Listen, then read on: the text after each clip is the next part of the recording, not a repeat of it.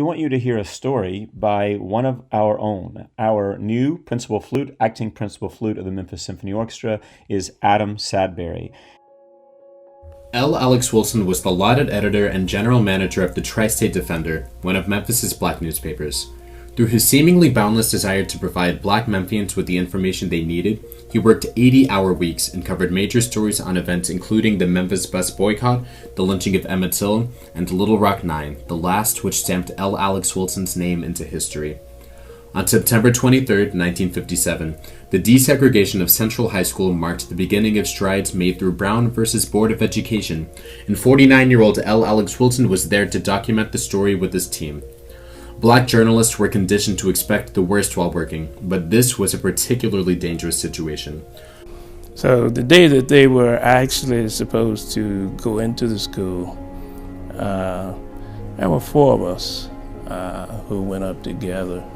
There's myself, L. Alex Wilson, who had been my boss at the Afro-American, and there was Jimmy Hicks, who was at the time with the Amsterdam News in New York.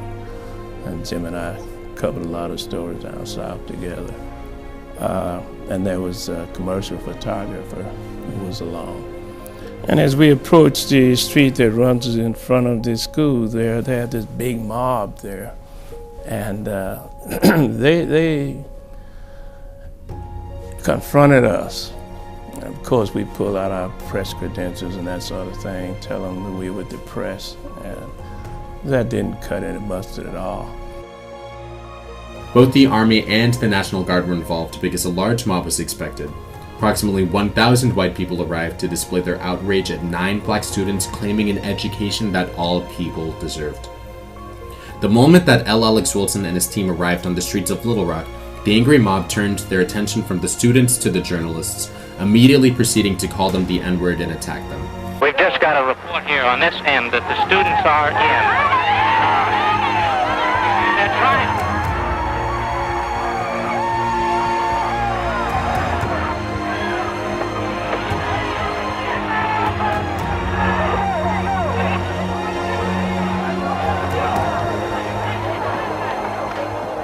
L. Alex Wilson, standing out from the other journalists as a lanky 6'4" man, was specifically targeted.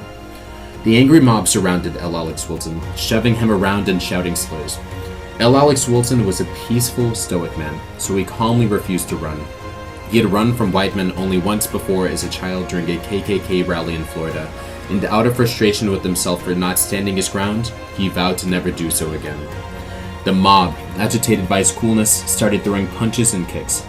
They knocked L. Alex Wilson to the ground and his hat off of his head, but he stood back up, dusted off his hat, recreased its brim, and kept onward. The beating continued, and eventually, a rioter struck a powerful blow on his head with a brick. Although he was later able to escape into his car, the brick proved to leave long-lasting damage. A year or so after the beating, L. Alex Wilson started to develop what appeared to be Parkinson's disease, likely as a result of his wounds, and he soon afterwards died on October 11, 1960 at age 51. Jim and I ran. The photographer, we sort of got lost from him. He ran down the street also.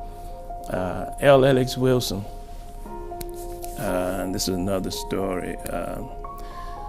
Down in Leesburg, he had been confronted by the KKK on one occasion when he was teaching school down there, and he had run. And after that, I think he felt shame of himself, and he decided that he would never run again in a situation like that. So he stayed back. You know, he just walked down, and they beat him something awful. You know, they were striking him, they were kicking him, they were throwing stuff and hitting him. And of course, his family, he died a couple of years later, and his family thought that some of the head damage he suffered there was related to his death. L. Alex Wilson's suffering ended up being a grace for the 9 students that allowed them to silently enter the school while the mob was distracted, officially desegregating Central High School. The day following the events at the school, newspapers nationwide featured front-page articles and pictures of L. Alex Wilson in Little Rock. He was the face of courage, drive, tenacity, stoicism, and fearlessness that would not run in the face of hate. If society can learn anything from L. Alex Wilson, it is that running from adversity and discomfort will get society nowhere. Great change only comes with great action and sacrifice. One does not necessarily need to sacrifice their body for the cause, but one must sacrifice their peace and complacency if they ever hope to see this country function as a genuine whole. If L. Alex Wilson, my grandfather, was still alive today, he would surely agree.